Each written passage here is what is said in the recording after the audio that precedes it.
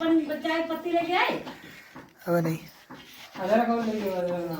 देखो बिटिया है अदरक बोली आई थी पूरी ही रख दी अब जा सब्जी में पड़ी रहेगा ऊपर नहीं है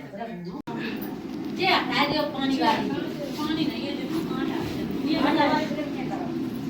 किनारे बस एक बार हाथ उठा कर से दोबारा बात लेंगे तो वो कहाँ है तो जैसे पुत्री के माता पिता ने पुत्री को पैदा किया तो देखा हमारे घर पुत्री आ गई देखा हमारे घर पुत्री आ गई तो इनसे साथ क्या लगी हुई है पुत्री का पालन पोषण किया पढ़ाया लिखाया क्या लगी हुई साथ लगा पढ़ा लिखा करके जब प्यार किया तो सोचा एक दिन अपनी पुत्री की अच्छा सा घर और वर्ग तलाश करके उसकी शादी कर देंगे